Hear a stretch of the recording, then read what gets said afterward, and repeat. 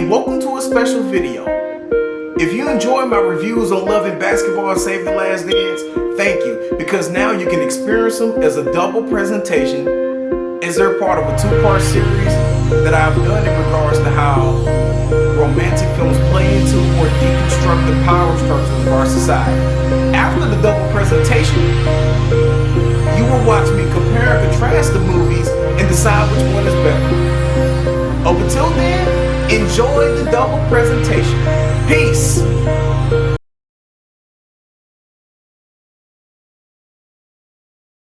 All's fair in love and basketball. Or is it really? I have always had interest in entertainment as a kid. So when I went to college at HBU, I took cinema courses, participated in the Verbal Wings Improv Comedy, as well as joined the Satellite student magazine for students by students, where I wrote articles regarding cinema and analysis. Then after I graduated, I've devoted myself to doing movie reviews on YouTube.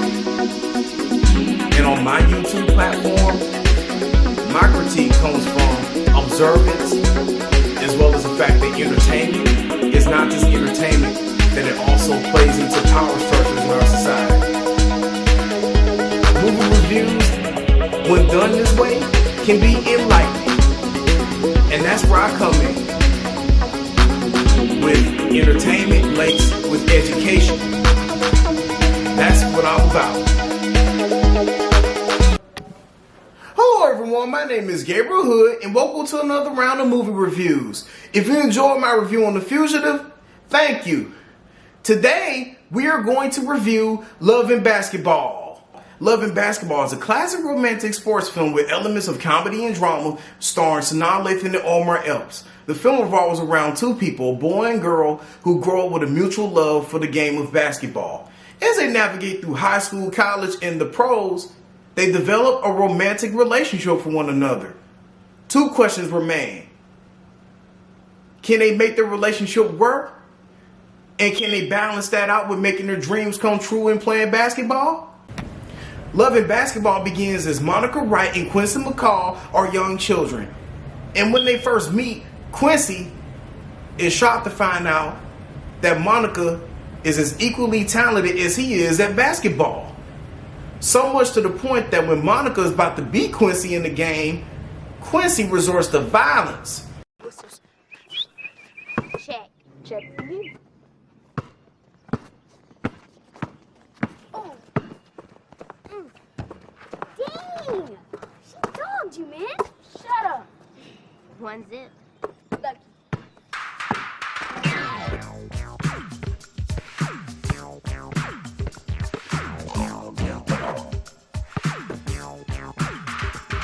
My girl's like candy too. She loves me high up off my feet.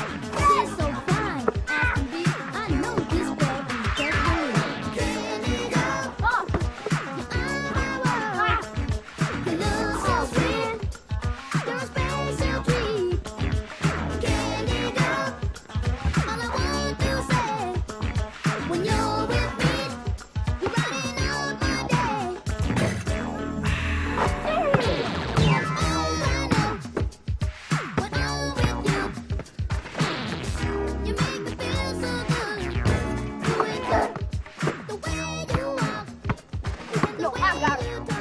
Told you I was nice. I'm gonna be the first girl in the NBA. No, I'm gonna be in the NBA. You're gonna be my cheerleader.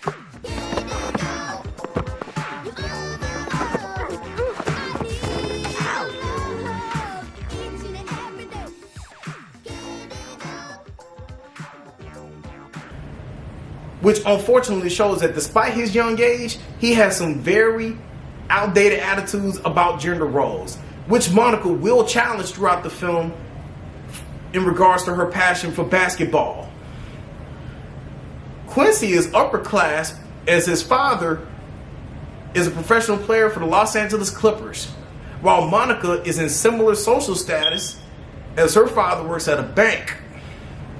But the most important parental relationships that the characters share is Quincy with his father and Monica with her mother. But one day, as they have their first day of school together, they share their first kiss. which turns into a physical altercation when Monica prefers to ride her own bike instead of riding backseat on Quincy's bike. Ready?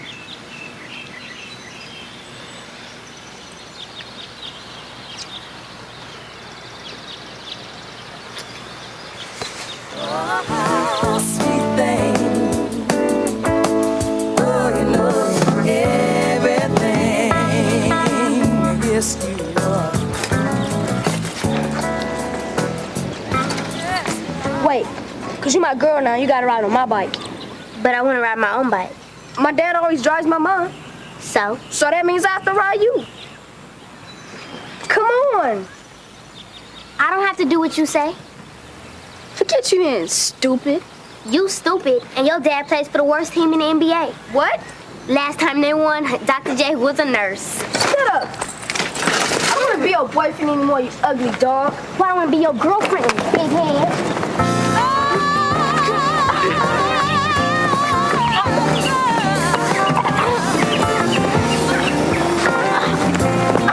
Get off me!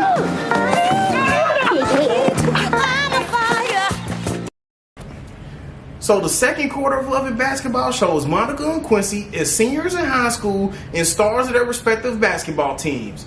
On the men's side, Quincy gets lots of attention because of his star power on the court, and even more so because of his father having played professional basketball. Therefore, he is guaranteed to be recruited for college. Monica, on the other hand, struggles to have that same blessing because when she's on the court, she's so passionate, the referees call technical foul, and that highlights the sexism in sports as Monica gets penalized for showing some of the very types of aggression that are otherwise rewarded in male players. And Monica's passion for basketball, again, is a source of tension between her and her mother, who suggests that she be more feminine. And after a while, Monica gets it together. And while her team does go to the championship, unfortunately, she falls short, leaving Quincy devastated as well as he believed in her talent. But eventually, they go to the spring dance, after which romantic sparks fly between them. So the third quarter of Love and Basketball finds Monica and Quincy in their freshman year of college as an official couple. However, the very same issues present themselves on a grander scale. While Quincy instantly finds success on the court and is likely to go pro, Monica has to struggle for playing time. However, things get very ugly when Quincy finds out that his father has been having entanglements. You disloyal, fool-ass, bitch-made punk. And this comes at a very crucial time when Monica finally earns her place on the court. So while she needed support in that regard, Quincy also needed his emotional needs fulfilled. Which leads to the very big complication is one night, Monica cannot miss curfew. And Quincy unfairly asks her to do so, not taking into consideration that her missing curfew will cause her to forfeit the starting spot that she finally earned. And that's a big issue for me, because Monica offered to compromise by continuing the conversation in her dorm room, which may or may not have been against the rules, I don't know. But it was a compromise nonetheless. If I were in that situation, I would have encouraged my girlfriend not to miss curfew. Check on me, do a phone call, continue the conversation another day, and go from there. So at their respective games, Quincy is not focused. And understandably so, because of the mess he's dealing with from his father, while Monica leads her team to victory. In spite of this, unfortunately, Quincy cannot fully support her because he feels she wasn't giving him enough emotional support. But she was giving as much as she could. She just had as much responsibility as you. And to add insult to injury, he blatantly cheats on Monica in front of her. You're an idiot! You mean to tell me you're angry at your father for cheating on your mother, but you're going to disrespect Monica and other women? Just because you feel Monica wasn't giving you enough emotional support? She could not miss curfew. She was giving you as much emotional support as she could. Stop it. Get some help. Which is followed by another argument with Monica that leads to their breakup. Quincy ends up dropping out of school to turn pro, while Monica stayed in college and had a successful college basketball career. And to be blatantly honest, at that point, Monica should have just forgot he existed because from the very beginning, Quincy was giving off some huge red flags. 'Cause I knew you were trouble when you walked in. So the fourth quarter of the movie finds Monica playing professional basketball in Barcelona, Spain, as the WNBA had not been established yet. She leads her team in the victory, but finds that her love for basketball was not the same as it is before. Partly because Quincy has been out of the picture for 5 years. Meanwhile, Quincy has been in the professional leagues for that amount of time, bouncing from team to team, till he finds himself substituting for the Los Angeles Lakers.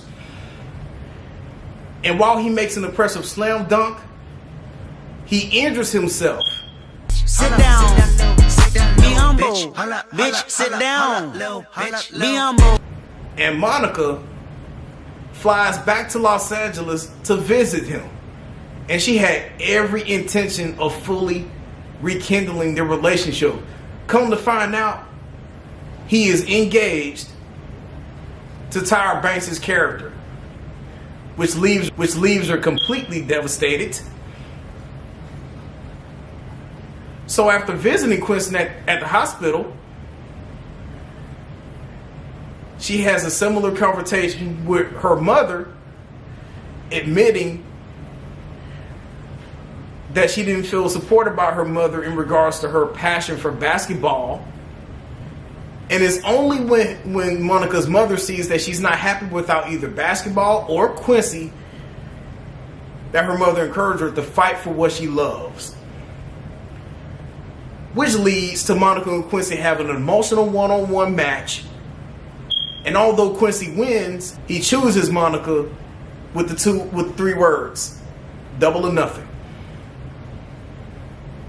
And Monica finally gets her happy ending as the WNBA is established. She makes her dream come true. She and Quincy get married. She plays her first game, and he cheers her on. So my closing statement is, Love and Basketball is one of the best black films of the 2000s. It shows successful black people without making too much of a big deal about it. And it shows relationships and its complexities, which I liked, as well as the message about gender equality and fighting for your dreams. And for the teenagers out there, you should watch this movie with your parents so that you can know the do's and don'ts of dating and relationship, as well as encouraging women and girls to follow their passion, regardless of the status quo. Because after all, human beings should not be divided on certain things like their race, their gender, or whatever. And we have a long way to go. But for now, thanks for watching this review. Peace.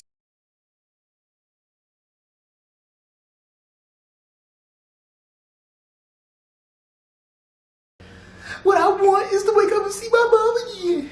She was dying while I was dancing. It was my dream and all she wanted was for it to come true. I have always had interest in entertainment as a kid. So when I went to college at HBU, I took cinema courses, participated in the Verbal Wings Improv Comedy, as well as joined the Satellite student magazine for students by students, where I wrote articles regarding cinema and analysis. Then after I graduated, I've devoted myself to doing movie reviews on YouTube. And on my YouTube platform, my critique comes from observance, as well as the fact that entertainment is not just entertainment, that it also plays into power structures in our society. Movie reviews, when done this way, can be enlightening. And that's where I come in, with entertainment laced with education. That's what I'm about. Hello everyone, my name is Gabriel Hood, and welcome to another round of movie reviews. If you enjoyed my review on Love and Basketball, thank you. And while we're on that was the first in my two-part series of reviews regarding how romantic films either play into or deconstruct the power structures of our society. Today, this is part 2, and we're doing this review on Save the Last Dance. Save the Last Dance is a romantic dance film released in 2001 starring Julia Stiles and Sean Patrick Thomas. The film revolves around an aspiring ballerina with goals set on Juilliard, who gives up on her dream when her mother dies in a car accident. Consequently, she relocates to the south side of Chicago and meets a new classmate who shares a mutual love for dance, except his style is in the form of hip-hop. After a while, they form a connection that leads to romance. But because they come from different backgrounds, most notably racial differences, it leads to complications, which forces them to reevaluate what they want out of life. So as the story begins, Sarah Johnson has lost her mother in a car accident during her failed audition for Juilliard. Consequently, she has relocated to the city of Chicago in one of its tougher areas to live with her father. She enrolls into a new school where she meets a new classmate named Derek Reynolds, and in their first interaction, they have a debate about Truman Capote, and there's a racial component to it. Come on. It's a non-fiction novel. Capote mixed true events with things that he couldn't know, so he made them up. He created a new genre. White folks back then felt safe. Capote scared them. He took hardcore crime out of the ghetto and placed it in America's backyard. That's what makes the book special. Yeah, that's part of it. That's all of it. We got a debate going on now. Capote wasn't the first. Richard Wright, James Baldwin did the same thing. Wasn't nobody trying to read them, though. A lot of people read them. A lot of people like who? You? And that exchange highlights Derek's intelligence. In fact, he's so academically gifted, he has his goals set on being accepted to Georgetown. And he has intentions on becoming a pediatrician. Furthermore, he acknowledges that as he grew up in the inner city, education is one of the only ways he can advance himself out of such an environment. During Sarah's first day at her new school, she is befriended by Derek's sister, Chanel, while Derek reunites with his best friend, Malachi, when he gets out of jail.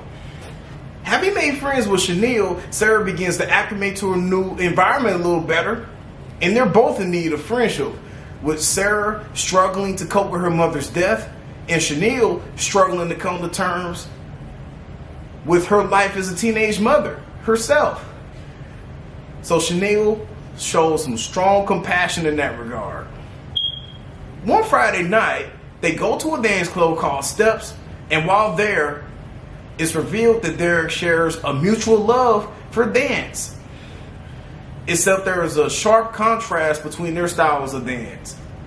See, Sarah is experienced in ballet, which is often associated with femininity, while hip-hop is associated with black male masculinity. So Derek, one day after school, begins to show Sarah the ropes in regards to hip-hop style. So one day, Derek finds out that he has been accepted to Georgetown, and it's a happy moment for him, Sarah, and Chanel. In fact, to celebrate for himself, he takes Sarah to a ballet show, after which Sarah has a very emotional moment where she confides in him that she gave up on ballet owing to the loss of her mother. She was dying while I was dancing, and I was mad at her, and I'm sorry. I'm sorry. I'm so sorry. Listen, it is not your fault that she died. Or that she was rushing. She cared about you, and she just wanted to be there for you. That's what makes it so bad. She always wanted what was right for me. I wanted to be the prima ballerina. I had to be. And I didn't care if it took all of our money and all of her spare time. It was my stupid audition and my stupid dream, and it killed her. And all she wanted was for it to come true. And I bet she would still want it to come true. Somebody get some tissue. I don't want no tissue. So anyway, Derek encourages her to reignite her passion for ballet, and in the process, romantic sparks fly between them. However, as the relationship is interracial, complications ensue. If you know Family Feud, survey says, because Sarah and Derek do indeed get some pushback, with Derek's friend Malachi saying that Derek is getting a little too soft for his liking. And on the other hand, Sarah has a rivalry with Nikki, who Derek had previously dated before the story begins. Now, Nikki had maintained an antagonistic attitude, but when Sarah and Derek got together, oh, it got worse. To the point where one day at school, Sarah and Nikki have a girl fight about Derek.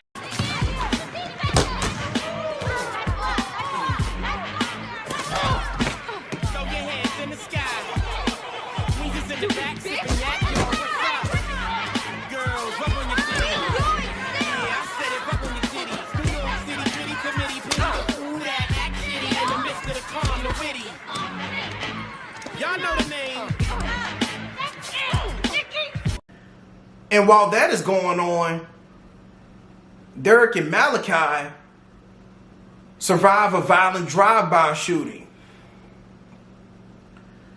And this is where things get really ugly.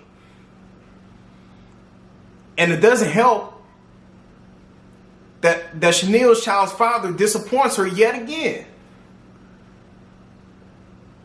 So that when Sarah goes to an appointment with Chanel regarding her baby's needs, Chanel pours her heart out to Sarah while giving her a lesson in white privilege. Well, we like each other. What is the big damn deal? It's me and him, not us and other people. Black people, Sarah. Black women. Derek's about something. He's smart, he's motivated, he's for real. He's not just gonna make some babies and not take care of them or run the streets messing up his life. He's gonna make something of himself. And here you come, white, so you gotta be right. And you take one of the few decent men we have left after jail, drugs, and drive-by. That is what Nikki meant about you up in our world. Because to be fair, Sarah had been a little naive about her privilege in comparison to Chanel and Derek. But at the same time, Chanel had been disappointed so much by her child's father that she had to vent her frustration. But it was a little too much for Sarah to take, which leads to an argument between her and Derek, and they break up. We spend more time defending our relationship than actually having one. It's just so hard. So everything's got to be easy? That's the story of your life, not mine. You know this much about my life, Derek. I know that when shit gets a little rough, you give up and you punk out. Just the way you punked out on ballet when your mom died. You don't know shit about my mother. How dare you talk about my mom? God. So Sarah and Derek's breakup has some negative impact as Sarah begins to lose a little bit of the passion that she regained for ballet and Derek becomes close to falling prey to Malachi's negative influence as Malachi is deep into the criminal life that Derek had been working hard to stay out of. In fact, Chanel warns Derek that continuing to deal with Malachi will jeopardize his opportunity to go to college. But not before confessing that her moment of frustration is what led to Sarah and Derek breaking up, and acknowledging that their relationship was genuine and based on human connection. So, taking heed of Chanel's words, Derek successfully bails out of Malachi's revenge drive-by. Hey, Rock, I gotta talk to you. Ready to roll? Come on, I gotta talk to you. What's up? Look, man, I ain't going with you.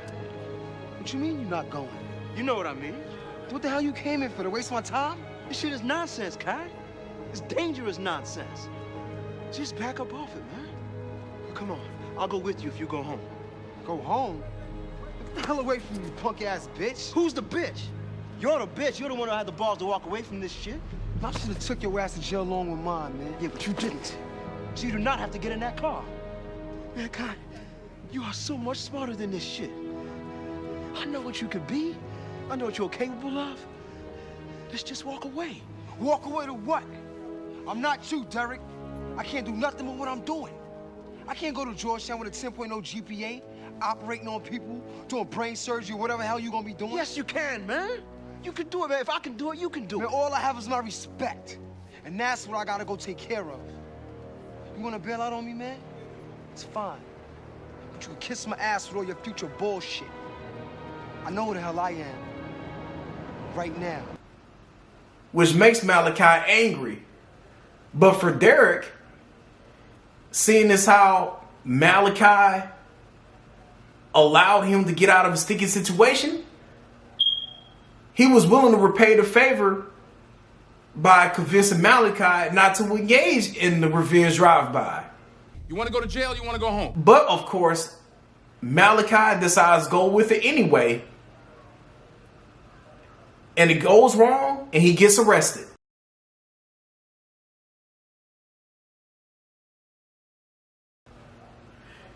Meanwhile, Derek rushes in just in time for Sarah's second audition for Juilliard. And after some encouragement, Sarah succeeds. And they get back together at the same time. So, with Derek free from Malachi's negative influence, and Sarah achieving her goal of getting accepted to Juilliard, they celebrate along with Chanel. So my conclusion is Save the Last Dance is a teen favorite.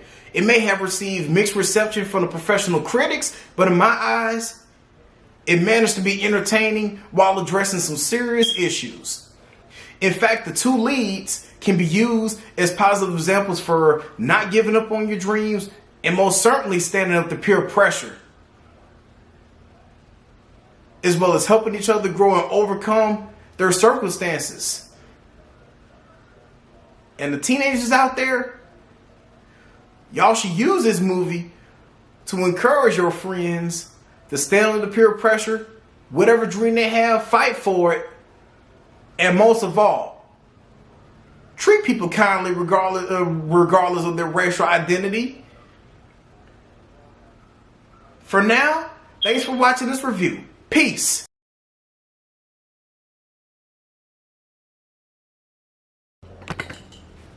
Now that you've seen the double presentation, it's time to determine between Save the Last Dance and Love and Basketball, which one was better. First place to determine is plot structure. Both films feature a girl who moves into a new environment, meets a guy who she finds out has the same passion as she does, develop romance, and run into complications.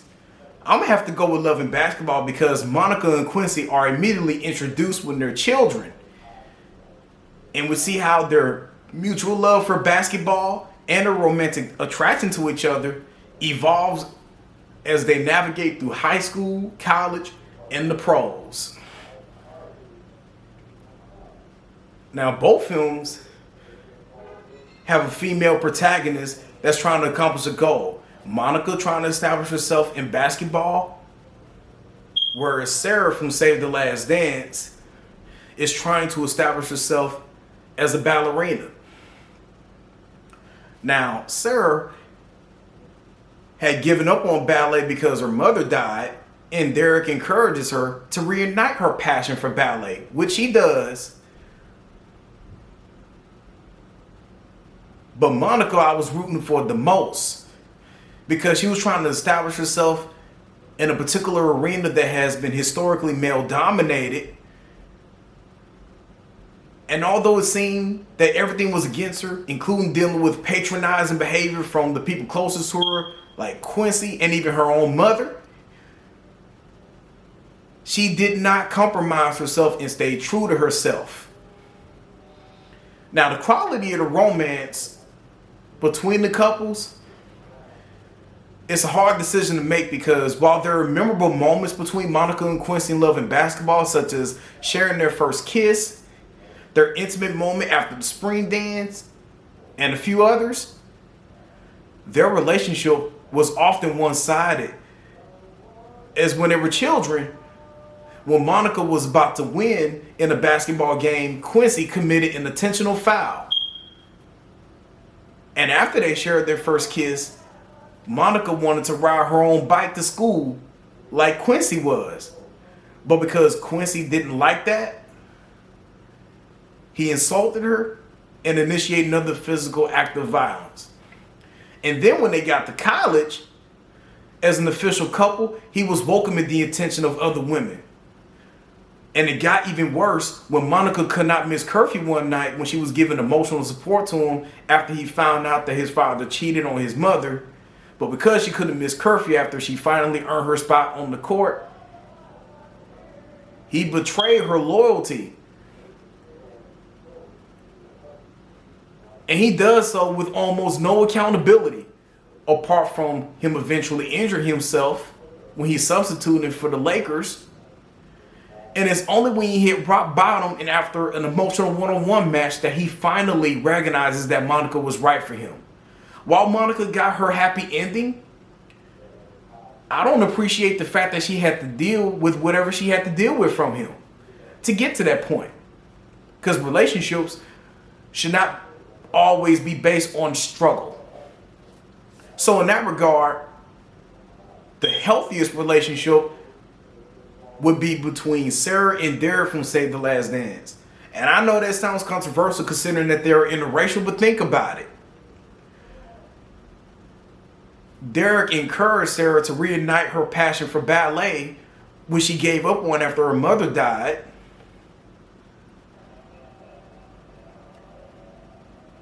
And when Derek was accepted to the college of his dreams, Georgetown, she congratulated him. And the time that he spent with Sarah, along with the maternal instinct of his sister Chanel, is what propels Derek to finally stand up to peer pressure when it comes to dealing with his friend Malachi, who was deep into the criminal lifestyle that Derek had been working hard to stay out of. Now, the messages that both films were trying to send, we have a tie on that one because Love and Basketball at its core was about fighting for your dreams and promoting gender equality, as again, sports was historically male dominated. Whereas in Save the Last Dance, Sarah gives up on the dream and Derek encourages her to fight for it, while Derek was finally propelled to stand up to peer pressure after being accepted to the college of his dreams. Both films send relatable messages, so in that regard, it's a tie. Now, in regards to representation, Love and Basketball is the clear winner because it shows successful black people without making too much of a big deal about it. And it shows the complexities of being a successful black person. Whereas in Save the Last Dance, it does address some of the obstacles that that young black people have to deal with, like teenage parenthood, gang violence. But because Sarah is the main protagonist and she's a white girl, it's hit and miss. Because although we do sympathize with Chanel's plight as a teenage mother, and a black teenage mother at that, trying to navigate through school and providing for her child, Sarah is painted as the victim of other people's jealousy regarding her relationship with Derek, as it is interracial. And nowadays, that's considered more than a little bit problematic when you realize that Derek was the only black male character that's very serious about going to college and using his education as a way to advance himself out of his bad environment. While his best friend Malachi and Chanel are used as tragic examples of what not to do, especially when you live in the inner city.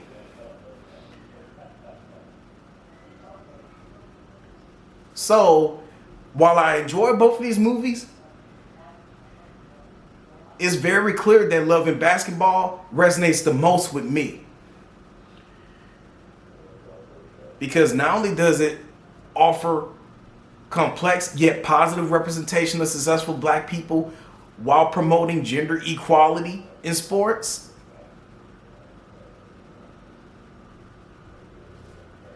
now, Save the Last Dance has good musical numbers, especially for the dance sequences.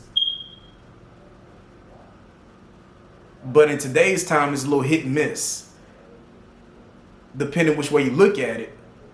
But over and all, thanks for watching this video, and I'll see you later. Peace.